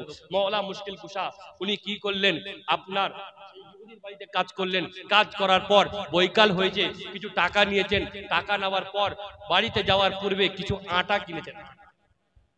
যে আটা কিনেছেন, দুটো রোজা রাখবো, তো অর্ধেক অর্ধেক করেছেন, যে একদিন আমি অর্ধেক রুটি খাবো, আর একদিন আমি অর্ধেক রুটি খাবো। নিয়ে গেছেন, ফাতেমাতুজ জাহরাকে দিয়েছেন, এ ফাতেমা ধরো রুটি তৈরি করবে, ইফতারে রুটি খাওয়া হবে। হযরত ফাতেমাতুজ জাহরা রুটি তৈরি করলেন। ইফতারের সময় হলো, সবাই ইফতারে বসে গেছে। ইফতারে যখন বসে গেছে, হোসেনে পাক বসে রয়েছেন, ইমামে হাসান বসে রয়েছেন, মাওলা মুর্তজা বসে রয়েছেন, হযরত ফাতেমাতুজ জাহরা বসে রয়েছেন। আল্লাহু আকবার কবীরা। ব্রাদরানে তরিকত, চিন্তা করে দেখুন সেই ঘরানার অবস্থা দেখুন, সবাই বসেছে ইফতার করার জন্য। আজান হবে, আজানের টাইম হয়ে গিয়েছে, মুখে পানি দেবেন, এমন অবস্থায় দরজার ঠুকঠুকের আওয়াজ হলো, দরজা নক করার আওয়াজ হলো। কেউ পিছন দিক থেকে দরজা ঠুক দিল, যে এ আহলে বাইত, আমি দূর থেকে এসেছি, আমি মিসকিন, আমি গরিব, সবার কাছে গেছি, কেউ দেয়নি, তোমার বাড়িতে এসেছি, আমাকে কিছু খাবার দাও। দুদিন ধরে কিছু খাইনি, দুদিন ধরে ক্ষুধার্ত রয়েছি, দুদিন ধরে পেটে ভাত পড়েনি, পেটে দানা পড়েনি, কিছু খাবার দাও। রাসূলে পাকের ঘরানা, আহলে বাইতের ঘরানা, যারা সারা দিন রোজার মধ্যে রয়েছে, সারা দিন রোজা রেখে রয়েছে, ব্রাদরানে তরিকত, যখন একজন ফকির, একজন মিসকিন বাড়ির দরজার মধ্যে এসে চাইতে শুরু করলো, রাসূলে পাকের औलाद হযরত ফাতেমাতুজ জাহরা, মা ফাতেমাতুজ জাহরা, ইমামে হাসান ও হুসেন, ওনারা কি করলেন, বলেন ঠিক আছে, তুমি এই গরিবদেরকে দিয়ে দাও। সুবহানাল্লাহ, রুটিটা গরিবদেরকে দিয়ে দাও। আজকে আমরা পানি এবং খেজুরকে কাটিয়ে নেব, পানি এবং খেজুরকে কাটিয়ে নেব। তারপরের দিন আবার রোজা অবস্থায় রয়েছে, আবার ইফতারের ব্যবস্থা হয়েছে, আবার রুটি হয়েছে। যখন রুটি করা হয়েছে, আবার ইফতারের সময় বসেছেন, সঙ্গে সঙ্গে দেখছেন কি একজন বলছে, হুজুর আমি কয়েদি ছিলাম, জেলের মধ্যে ছিলাম, ভালো করে খাবার পাইনি, খুব ক্ষুধার্ত, পেটের মধ্যে খিদা রয়েছে, পেটের মধ্যে জ্বালা রয়েছে, কিছু খাবার আমাকে দেন। হযরত আলী একবার হাসানের চেহারার দিকে দেখছেন, একবার সেই গরিবের চেহারার দিকে দেখছেন, একবার হুসেনের চেহারার দিকে দেখছেন, একবার সেই গরিবের চেহারার দিকে দেখছেন, যে আমি যদি আজকে খাবারটা দিয়ে দিই, হাসানও কষ্টের মধ্যে রয়েছে, হুসেনও কষ্টের মধ্যে রয়েছে, আমরা নিজেরা দুদিন ধরে কিছু খাইনি, শুধু পানি খেয়ে রয়েছি, আজকে কি করি। কিন্তু আল্লাহু আকবার কবীরা, যাদেরকে কাঁধে তুলে মানুষ করেছে রাসূলে পাক, তারা হচ্ছে হাসান। যার বাপ ভালো হয় তার সন্তান ভালো হয়, এটা নিয়ম, তাই না? যদি বাপ, খুব রেয়ার কেসে যে বাপ ভালো ছেলে খারাপ হয়ে যায়, খুব রেয়ার কেস, যদি বাপ ভালো হয় সন্তানও ভালো হয়। বাপ যদি শিক্ষিত হয় ছেলেকেও শিক্ষিত করার চেষ্টা করে, বাপ যদি সমাজের নামি দামি লোক হয় ছেলেকেও ভালো করার চেষ্টা করে। তো ভাই, যাদেরকে আমার রাসূল কাঁধে করে মানুষ করেছে তারা কেমন? ব্রাদরানে তরিকত, যখন মাওলা মুর্তজা বারবার হাসানে পাকের দিকে দেখছেন, হুসেনে পাকের দিকে দেখছেন, ইমামে হাসান হোসেন বলে উঠলেন, এ আমার আব্বা জান, আপনি এই রুটিগুলো দিয়ে দেন, আল্লাহ যাতে রাজি, হাসান হোসেন তাতে রাজি। আল্লাহু আকবার, ইয়া রাসূল, ইয়া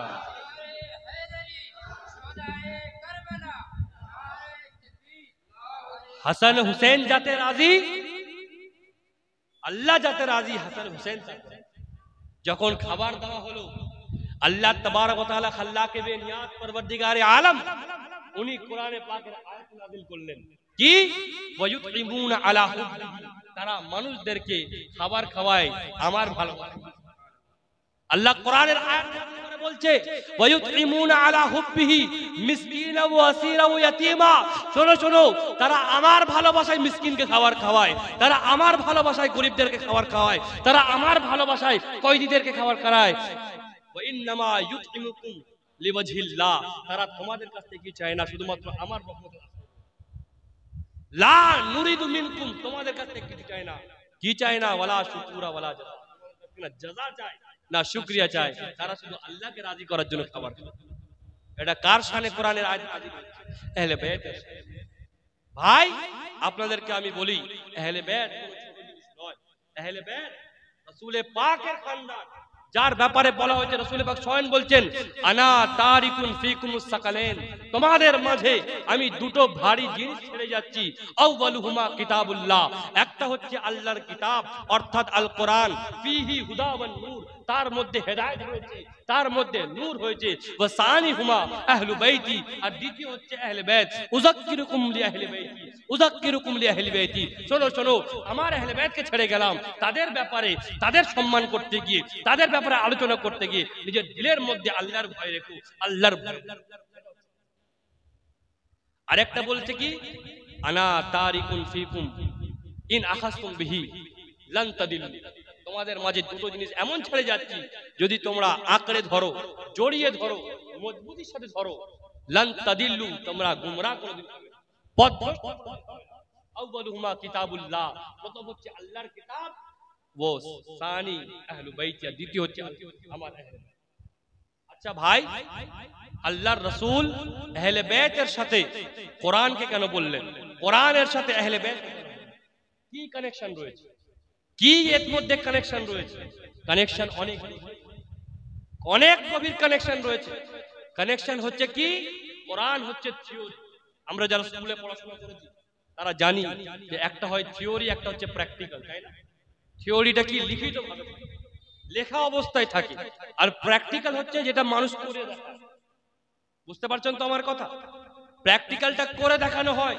যারা ফিজিক্স নিয়ে পড়েছে, যারা একটু পড়াশোনা করেছে বা কেমিস্ট্রি নিয়ে পড়েছে, স্কুলের মধ্যে কেমিস্ট্রি ল্যাবের মধ্যে লেখা রয়েছে যে কিভাবে পানি তৈরি করতে হয়, H+O দিলে পানি তৈরি হয়ে যাবে, তাই না? এটা লেখা রয়েছে। এটা কিভাবে দেখানো হয়?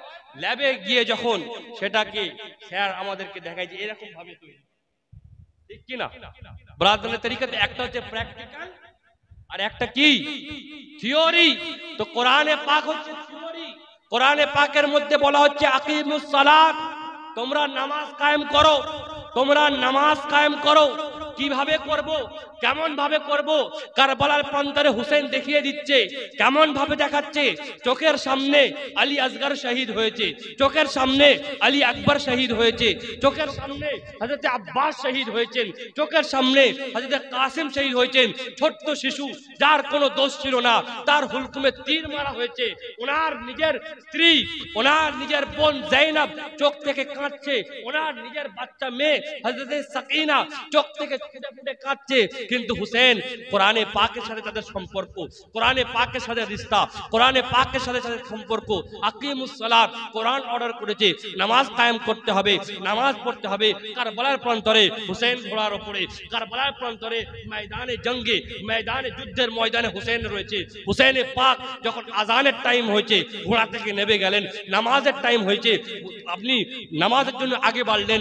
তারিখের মধ্যে লেখা রয়েছে, কিতাবের ইতিহাসের বইয়ের মধ্যে লেখা রয়েছে, হুসেনে পাকের শরীরে 52 খানা তীরের দাগ ছিল, 54 খানা ব্লেডের দাগ ছিল, কিন্তু সেই সব হুসেনকে নামাজ থেকে আটকায়নি। সমস্ত ব্যথা সহ্য করে, সমস্ত কষ্ট সহ্য করে, ব্যথা সহ্য করে নিজের মাথাটাকে কারবালার প্রান্তরে সেজদা অবস্থায় দিয়ে কি বলছেন? আল্লাহুম্মা রাজান বিকাযাইক, এ মাওলা, এ পাক পরবর্তীগারে আলম, এ খাল্লাকে বেনিয়াজ, আমার ভাগ্যে তুমি যা লিখে দিয়েছো সেটা আমি মেনে নিয়েছি। সাবরান আলা বালাইক, যত বালা মুসিবত আজকে আমার উপর এসেছে তার উপর আমি সবর করে নিয়েছি। তাসলিমান লি আমরিক, যা কিছু আজকে আমার সাথে ঘটছে সেটা আমি মেনে নিয়েছি। সুবহানা রাব্বিয়াল আলা, সুবহানা রাব্বিয়াল আলা, সুবহানা রাব্বিয়াল আলা। খাল্লাকে বেনিয়াজ পরবর্তীগারে আলম, এত কষ্ট সহ্য করার পরও আমি আমার মাথাকে সেজদায় দিয়ে তোমার প্রশংসা করছি। তুমি একমাত্র সবথেকে বড়, তুমি একমাত্র সবথেকে বড়, তুমি একমাত্র সবথেকে বড়।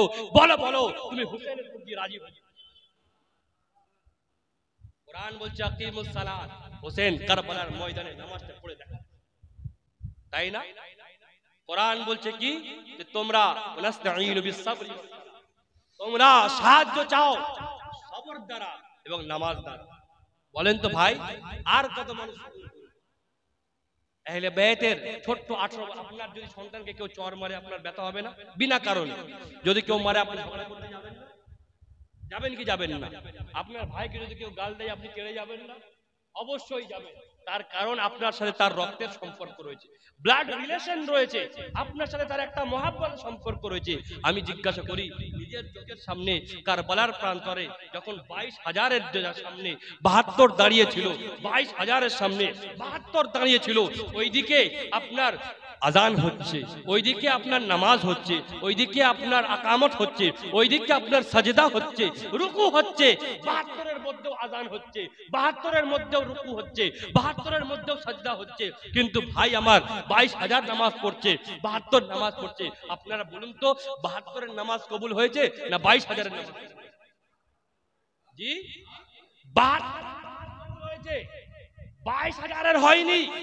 তার কারণ 22,000-এর ইমাম ছিল ইয়াজিদ, 22,000-এর ইমাম ছিল ইবনে সাদ, 22,000-এর ইমাম ছিল খলি, 22,000-এর ইমাম ছিল জিয়াদ, 22,000-এর ইমাম ছিল আপনার কুরমালা, 22,000-এর ইমাম ছিল আপনার আশআস, 22,000-এর ইমাম ছিল আপনার উকবা। এইদিকে একটাই ইমাম ছিল, তার নাম হচ্ছে হুসাইন। ইমামের পার্থক্য ভাই, 22,000 নামাজ পড়েছে। আমি আহলে সুন্নাত ওয়াল জামাতের লোক, আপনাদেরকে একটা কথা বলে দিই, একটা ভুল কথা মানুষের মাঝখানে প্রচলিত, যারা পীর হয় তারা নামাজ পড়ে না, বা যারা সুন্নি হয় তারা নামাজ পড়ে না, তারা মাজারে যায়, আহলে বাইতের জিকির করে, খালি এসব করে, তারা নামাজ পড়ে না। একটা প্রচলিত রয়েছে, মানুষ প্রচার করে রেখেছে। শুনে রাখেন কান খুলে, যারা নামাজ পড়ে না তারা গুনাহগার। আর যদি কোনো পীর নামাজ না পড়ে তার হাতে মুরিদ হওয়া, তার হাতে মুরিদ হওয়া, বলুন। আরে ভাই আমি ফতোয়া দিচ্ছি, লাইভ তো চলছে, আমাকে ধরবে, আপনাদেরকে ধরবে না। শোনেন, পীর হওয়ার জন্য 4টে শর্ত রয়েছে। কটা শর্ত? জোরে বলুন। সবাই এই পাগড়ি আর জুব্বা পরলে পীর হওয়া যায় না। আমি যে পাগড়ি আর জুব্বা পরে চলেছি তার পীর হয়ে গেলাম না। পীর হওয়া নয়, পীর তাকেই বলে যে কোনো বান্দাকে গুনাহ থেকে বের করে আল্লাহ পর্যন্ত পৌঁছে দেবে। কথা বুঝতে পেরেছেন না আমার? যে গুনাহ থেকে বের করে আল্লাহ পর্যন্ত পৌঁছে দেবে তাকেই পীর বলে। আমি একটা ঘটনা বলবো, তবে মাসআলা আপনাদেরকে বলে দিই। পীর হওয়ার জন্য 4টে শর্ত লাগে। কটা শর্ত লাগে? 4টে শর্ত লাগে। পীর সবাইকে পীর বলবেন না, আর যাদেরকে পীর বলবেন বাছাই করে নেবেন, কারণ ফ্রডের যুগ এখন। মুসলমানরা বিশেষ করে সুন্নিরা জর্জরিত, অনেক জর্জরিত। হক্কানি পীর পাওয়া যায় না, ডুপ্লিকেট পীররা খেয়ে। আর সেই কারণে ওয়াহাবি দেওবন্দিরা আমাদেরকে টিটকিরি মারে যে এরা পীর সাহেবের নামাজ পড়ে। শোনেন, পীর হওয়ার জন্য বেসিক যেটা, সেটা হচ্ছে 4টে জিনিস দরকার। প্রথম হচ্ছে কি, যে সুন্নি সহিউল আকীদা। প্রথমটা কি, যে সুন্নি হবে এবং সহিউল আকীদা হবে, তার আকীদার মধ্যে কোনো গড়বড় থাকবে না, ভেজাল থাকবে না। দ্বিতীয় কি, সে ফাসিক হবে না। ফাসিক মানে কি, দাড়ি কাটবে না। ফাসিক মানে কি, নামাজ ছাড়বে না, রোজা ছাড়বে না, এবং নফলের পাবন্দি করবে, সুন্নাত পড়বে, তাহাজ্জুদ পড়বে, হারাম এক কথা হারাম থেকে বেঁচে থাকবে, নফল ইবাদত বেশি বেশি করবে, ইবাদতের মধ্যে থাকবে। তৃতীয় নম্বর কি, তার মধ্যে এতটা জ্ঞান হওয়া দরকার, যখন তার মুরিদ এসে কোনো মাসআলা জিজ্ঞাসা করবে, কোনো প্রশ্ন করবে, সে যেন বড় বই থেকে দেখাতে পারে নিজে, তাহলে সাহায্য ছাড়া, যে এই কিতাবের মধ্যে এই মাসআলাটা রয়েছে। বুঝতে পারছেন না আমার কথা? বড় বই থেকে, বাংলা বই থেকে নয়, হাদিস ও কোরআন থেকে নিজের মুরিদকে দেখাবে এই বইয়ের মধ্যে এই মাসআলা, এতটা কমসে কম। আর চতুর্থ হচ্ছে যে তার সিলসিলা, সাজরায়ে সিলসিলা রাসূলে পাক পর্যন্ত যেন ডাইরেক্ট পৌঁছায়, মাঝখানে যেন কাটা না থাকে। এটা হচ্ছে 4টে শর্ত বেসিক পীর হওয়ার জন্য। বুঝতে পেরেছেন না? বেসিক পীর হওয়ার জন্য 4টে শর্ত, যার মধ্যে 4টে শর্ত আছে তাকে আমরা পীর বলে মানি। সবাই জুব্বা কুব্বা ড্রেস পরে চলে আসে, এটা সুন্নিয়তের মুত্তাফাক আলাইহি ফয়সালা, সুন্নিয়তের একদম অটল ফয়সালা। আর আপনারা যদি পীর দেখতে চান, দেওয়া শরীফে চলে যান। পীর দেখতে চান, বরেলি শরীফে চলে যান, মারহেরা শরীফে চলে যান, মাওলা পাকের দরবারে চলে যান। শোনেন, তারা সারা জীবন আল্লাহর ইবাদত, তার কারণ কোরআন বলছে আলা ইন্না আউলিয়া আল্লাহি লা খাউফুন আলাইহিম ওয়া লা হুম ইয়াহজানুন আল্লাযীনা আমানু ওয়া কানু ইয়াত্তাকুন। শোনো শোনো, যারা আল্লাহর ওলি হবে তাদের না ইহকালে ভয় রয়েছে, পরকালে ভয় রয়েছে, তারা মুত্তাকি হবে। কথা বুঝতে পারছেন না? আমার কথা বুঝতে কারো খারাপ লাগছে না তো? খারাপ লাগলে আমার যায় আসে। তার কারণ আমি শরীয়ত বিক্রি করতে আসিনি, আপনাদেরকে শরীয়তের কথা শেখাতে। শোনেন, আমি আপনাদেরকে হুসাইনে পাকের জিকিরের দিকে নিয়ে যাব, তার আগে আপনাদেরকে বলে দিই পীরের একটা ঘটনা বলি, শুনবেন তো আপনারা? বলুন ইয়া হুসেন, সবাই বলুন ইয়া হুসেন। ব্রাদরানের ভালো করে মাথার মধ্যে বসিয়ে রাখেন জিনিসগুলো, যাতে আপনাদের ঈমান কেউ না লুটতে পারে। ঈমানটা অনেক বড় জিনিস, ঈমানটা অনেক বড় জিনিস। হাজী সাহেব এখানে রয়েছেন, হাজী সাহেব বিভিন্ন হাজী সাহেবরা রয়েছেন, তারা ভালো বলতে পারবেন। যখন মানুষ হজ করতে যায় দুটো জিনিস লাগে, তাই না? একটা লাগে ভিসা, আর একটা কি লাগে বলুন? পাসপোর্ট লাগে, তাই না? আচ্ছা ভাই, বিনা পাসপোর্টে ভিসা পাবে? হ্যাঁ, শুনতে পেলাম না, পাবে না তো। আর যদি পাসপোর্ট থাকে ভিসা না থাকে হজে যেতে পারবে? মানে দুটোই দরকার, দুটোই দরকার। মেন হচ্ছে কি পাসপোর্ট, পাসপোর্ট হবে তারপর তোমার ভিসা লাগবে, তাই তো? তো ঈমান হচ্ছে জান্নাতে যাওয়ার পাসপোর্ট। ঈমানটা কি? জান্নাতে যাওয়ার পাসপোর্ট। আর আমল হচ্ছে তোমার ভিসা। আমলটা কি? তোমার ভিসা। পাসপোর্ট যদি ঠিক থাকে আর ভিসা যদি তোমার কমজোর থাকে, তুমি ভিসা পরে ঠিক করে নিতে পারবে। তার আগে হয়তো তুমি কবরে গেলে মার খাবে, তুমি কবরে গেলে তোমার ঠকাই হবে, ময়দানে মেশে দৌড়ানো হবে। কিন্তু আল্লাহ রাসূল যদি চায় তোমাকে ভিসা দিয়ে দিতে পারে, তাই না? দিয়ে দিতে পারে। কিন্তু যদি তোমার পাসপোর্টটাই না থাকে, ঈমানটাই না থাকে, তাহলে তোমার কোনো ভিসা কাজে আসবে? ভিসা তো পাবেই না। ভাই, নামাজ পড়ার আগে, রোজা রাখার আগে ঈমানটাকে ঠিক করে নেন। ব্রাদরানে তরিকত হযরত ইব্রাহিম বিন আদম রাদিয়াল্লাহু তাআলা, হযরত ইব্রাহিম বিন আদম রাদিয়াল্লাহু তাআলা আনহু নিজের ওয়াক্তের বিরাট বড় আল্লাহর ওলি। উনি বাগদাদ শহরের মধ্যে খানকাতে বসে রয়েছেন, প্রত্যেকদিন মুরিদদেরকে হাদিস ও কোরআন শেখাচ্ছেন, নামাজ শেখাচ্ছেন, তাসাউফ শেখাচ্ছেন। বহু ভিড় হয়, প্রচুর ভিড় হচ্ছে। কিন্তু একদিন দেখতেন কি ওনার খানকা থেকে মানুষ কমতে শুরু হয়েছে, আস্তে আস্তে মানুষ কমে যাচ্ছে। তো উনি জিজ্ঞাসা করলেন মুরিদকে, কি ব্যাপার, কি হয়েছে? আগে তো আমার খানকাতে লোক ভর্তি থাকতো, মানুষ প্রচুর থাকতো, হঠাৎ আজকে কমে যাচ্ছে কেন, মানুষ কমছে কেন? তখন তিনি বললেন, আদেম সাহেব বলে উঠলেন, হুজুর কি বলবো, খুব লজ্জার, খুব লজ্জার বিষয়। কি লজ্জার বিষয়? হুজুর আপনার যত ভক্ত ছিল, যারা রাতের বেলা আপনার মেহফিলে জিকির করত, ইবাদত করত, বাগদাদ শহরে একটা মহিলা এসেছে যে নোংরামু করে বেড়ায়, সবাই রাতের বেলা তার কাছে চলে যায়। বলবেন না? তার কাছে চলে যায়। ওই মহিলা সারাদিন রাতে নোংরামু করে, আপনার কাছে যারা শুনতে আসতো তারা তার দিকে আকর্ষিত হয়ে গেছে, তাদের দিকে ঘুরে। হযরত ইব্রাহিম বিন আদম চিন্তা করলেন, আচ্ছা তাই, ঠিক আছে, আমাকে ওই মহিলার কাছে নিয়ে। আচ্ছা বলুন তো, আমি যদি এই কথা বলি আপনারা কি বলেন, হুজুর কি বলে? হ্যাঁ, হুজুর মেয়ের কাছে যাবে মানে? মনে একটা সন্দেহ জাগবে কি জাগবে না? মনের মধ্যে একটা সন্দেহ আসবে কি আসবে না? এবার খাদেম চিন্তা করছে, হুজুর বলছে মেয়ের কাছে যাবে মানে না? এবার হুজুরের অর্ডার, তো বলছে ঠিক আছে হুজুর চলে। এবার হুজুর নিয়ে গেছে, সেই মেয়েটা ভিতরে আছে, মাগরিবের ওয়াক্ত হয়েছে, রাত কখনো নামেনি। হযরত ইব্রাহিম বিন আদম কি করেছে, তার দরজার সামনে মুসাল্লা পেতে নামাজ পড়ছে। এবার মেয়েটা রাতের ঘরের মধ্যে অন্ধকারে অপেক্ষা করছে, কিন্তু কেউ আসছে না। সে মেয়েটা চিন্তা করলো, কি ব্যাপার, প্রতি রাতে আমার ঘর ভরে যায়, প্রতি রাতে আমাকে দেখার জন্য লোক চলে আসে, এতক্ষণ তো ভরে যাওয়ার কথা, এখনো কেউ আসলো না কেন? বাইরে গিয়ে দেখতে কি, হযরত ইব্রাহিম বিন আদম তার দরজার সামনে নামাজ পড়ছে, আর তার মুরিদরা দূর থেকে দেখে লজ্জায় চলে যায়। কি করে যায়? হুজুর বসে আছে। আমাদেরও হয় না যে মৌলানা সাহেব যখন রাস্তা দিয়ে বেরোয়, জোয়ান ছেলে যারা সিগারেট খায়, সিগারেট লুকিয়ে নেয়, ইমাম সাহেব ইজ্জতের খাতিরে, হয় কি হয় না? তো ভাই, মুরিদরা চিন্তা করছে, কি ব্যাপার, হুজুর বসে আছে, যাওয়া যাবে না। তো মেয়েটা বলছে, এ ফকির, তুমি তো আল্লাহর ফকির, তোমার এখানে কি কাজ? তোমার তো এখানে কোনো কাজ নেই।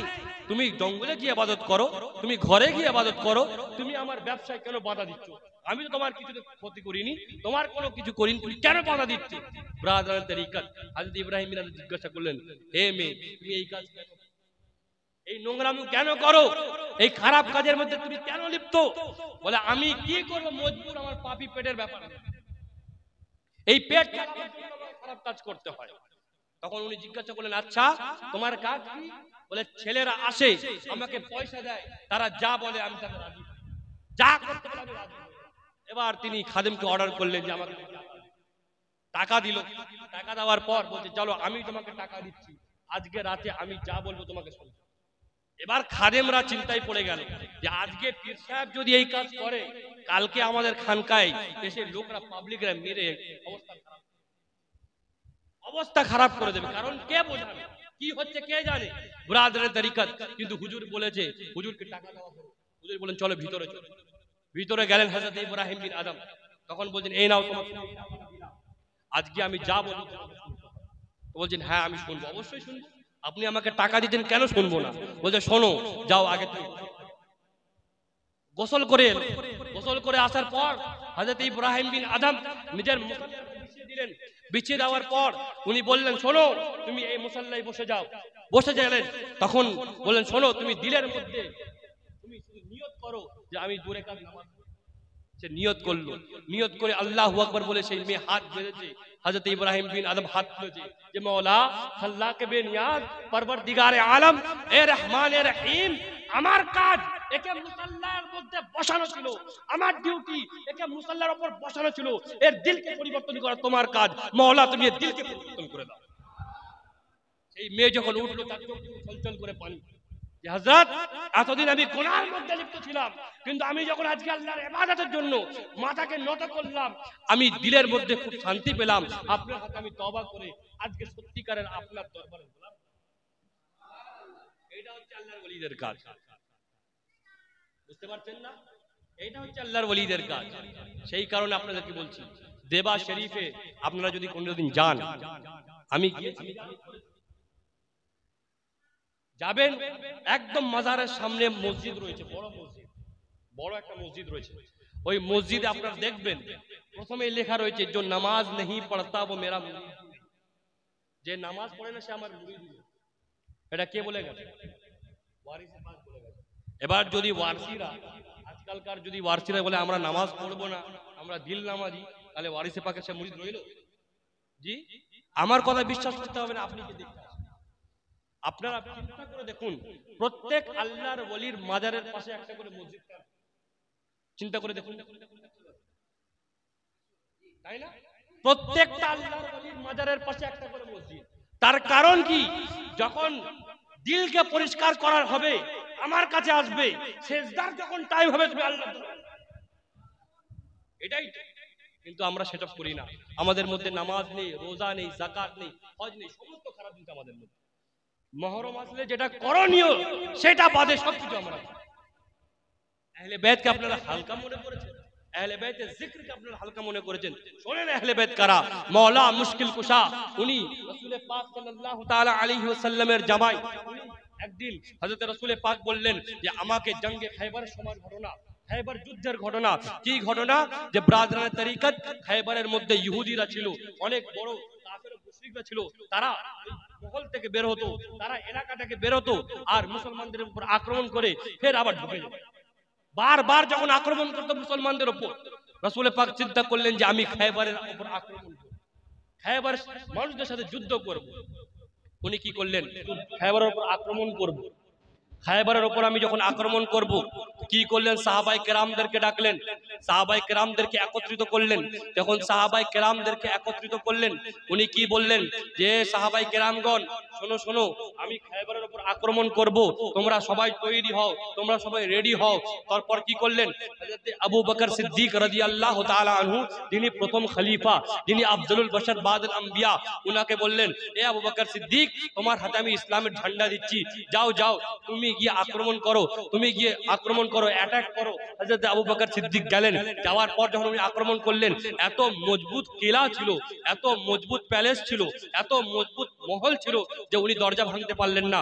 উনি চলে এলেন। উনি যখন চলে এলেন, রাসূল পাক সাল্লাল্লাহু তাআলা আলাইহি সাল্লাম হযরত উমর ফারুককে দিলেন যে উমর যাও তুমি আক্রমণ করো। হযরত উমর ফারুক রাদিয়াল্লাহু তাআলা আনহু যখন গেলেন, যাওয়ার পর আক্রমণ যখন করলেন, সে আক্রমণ করার পর কোনো কিছু লাভ হলো না। উনিও চলে এলেন। যখন উনি চলে এলেন রাজরানের তরিকত, উনি যখন চলে এলেন, রাসূল পাক বললেন, শোনো শোনো, কালকে আমি এই ইসলামের ঝান্ডাটাকে এমন একজনের হাতে দেবো যাকে আল্লাহ ভালোবাসে এবং তার রাসূল ভালোবাসে, যাকে আল্লাহ ভালোবাসে এবং তার রাসূল ভালোবাসে।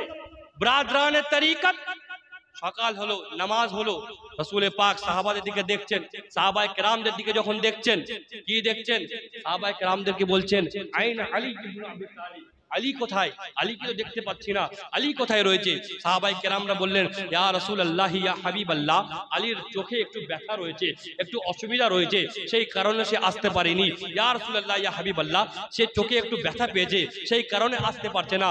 ব্রাদরানের তরিকত যখন সেটা বলা হলো, রাসূল পাক সাল্লাল্লাহু তাআলা আলাইহি ওয়াসাল্লাম বললেন, যাও যাও আলীকে ডেকে আনো, আলীকে ডেকে আনো। যখন আলীকে ডাকা হলো, ব্রাদরানের তরিকত মাওলা মুশকিল কুশাকে রাসূল পাক জিজ্ঞাসা করলেন, এ আলী, কি ব্যাপার, কি হয়েছে, তুমি কেন আসছো না? রাসূল পাক যখন জিজ্ঞাসা করলেন, মাওলা মুর্তজা বললেন, হুজুর, আমার চোখে অসুবিধা রয়েছে, ব্যথা রয়েছে, সেই কারণে আমি আসছি না। হাদিসে পাকের মধ্যে রয়েছে, ফাবাসাকা রাসূলুল্লাহি সাল্লাল্লাহু তাআলা আলাইহি ওয়াসাল্লাম, রাসূল পাক নিজের থুতু মুবারক আলীর চোখে দিলেন। যখন আলীর চোখে দিলেন, হাদিসে পাকের মধ্যে বলা হচ্ছে, ফাবারা, যেই থুতু মুবারক চোখে দিলেন, আলীর চোখ সঙ্গে সঙ্গে, আলীর চোখ সঙ্গে সঙ্গে ঠিক হলো।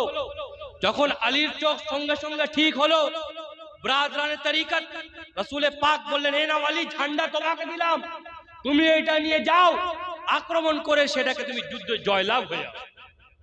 যখন মাওলা মুশকিল কুশা গেলেন, যাওয়ার সময় যখন লস্কর নিয়ে গেলেন, দেখছেন কি তানার সামনে একজন আরবের মস্ত বড় পেহলওয়ান, যাকে মারহাব বলা হয়। মারহাবের এত ক্ষমতা ছিল যে হাজারটা আরবের হাট্টা গাট্টা যোদ্ধা তার সামনে কিছু না। আরবের হাট্টা ঘাট্টা যোদ্ধা, আপনারা যারা পড়াশোনা করেছেন তারা জানবেন যে সবথেকে মজবুত শরীর আরব আলাদের হতো।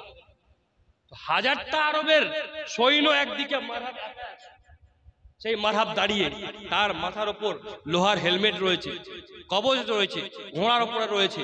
তখন সে বলছে, এ আলী, তুমি কে? এই ব্যক্তি তুমি কে? তখন চুপ করে রয়েছেন মাওলা মুশকিল কুশা।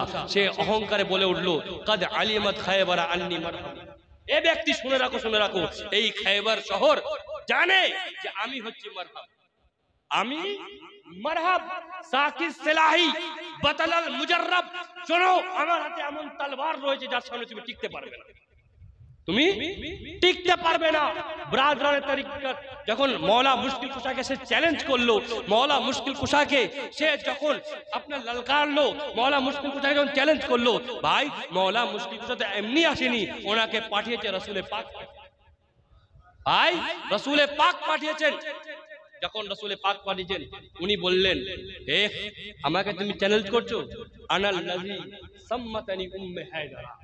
শোনো মারহাব, তুমি মারহাব হতে পারো, কিন্তু আমার মা আমার নাম হায়দার রেখেছে।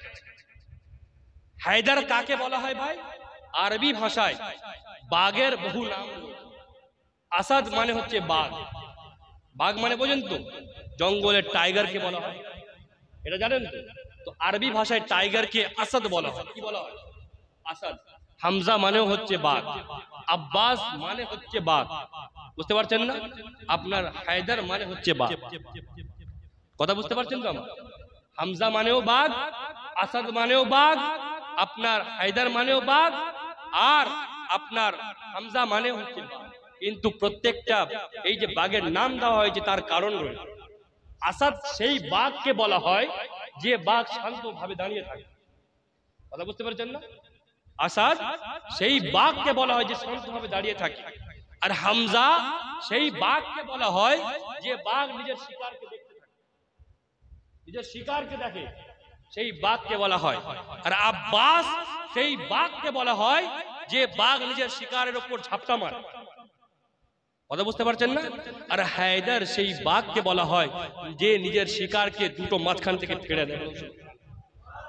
মৌলা মুশকিল কুশার নাম হায়দার হয়েছে, উনি তাই জন্য চ্যালেঞ্জ করলে বললেন, শোনো, তোমার নাম যদি মারহাব হয়, আমার নাম আমার মা হায়দার রেখেছে, আমি দুশমনদেরকে মাঝখান থেকে ফেড়ে দিই। রাসূলে পাকের সেই সাহাবী মৌলা মুর্তজা উনি কি করলেন? জুলফিকার বের করলেন। যখন জুলফিকার বের হলো তখন কি বলা হলো? লা ফাতা ইল্লা আলী, লা সাইফা ইল্লা জুলফিকার।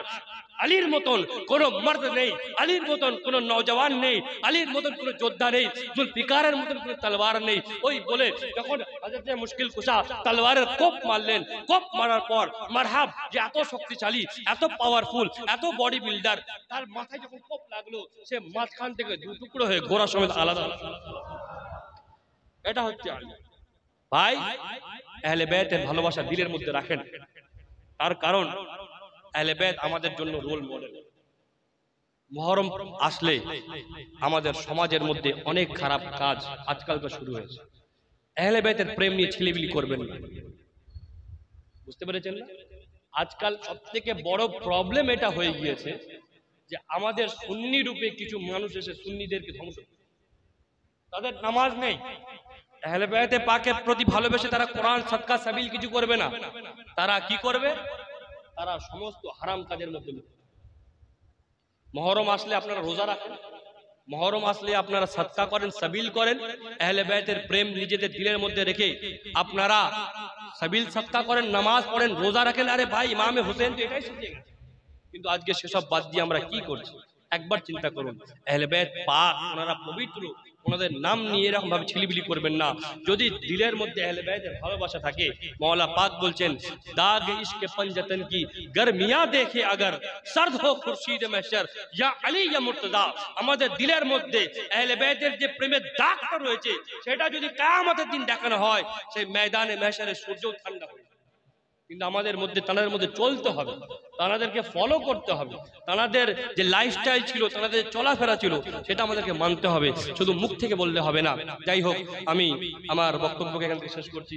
সুজয় ভাইজান চলে এসেছেন, বেশি রাত করে লাভ নেই, বলার থেকে বেশি আমল করার চেষ্টা করবে। কারণ আমরা ইউটিউবে শুনে থাকি বিভিন্ন বক্তাদের বক্তব্য, মৌলানা সাহেবদের বক্তব্য শুনে থাকি, হুজুররা আসে মসজিদে, প্রতি জুম্মায় বয়ান হয়, এক কান দিয়ে শুনি, এক কান দিয়ে বের করি, এটির কোনো লাভ নেই। আমল করার চেষ্টা করবেন, যেটা বুঝতে পেরেছেন আমল করবেন, যেটা বুঝতে পারেনি বোঝার চেষ্টা করবেন। तूफान लुहराने से ए चश्मे फायदा तो अश्क ही बहुत है, अगर असर करे ये किस्से लतीफ अभी ना तमाम है। जो कुछ बया हुआ आगाज बाब था। अस्सलाम वालेकुम व रहमतुल्लाहि ताला व बरकातहू।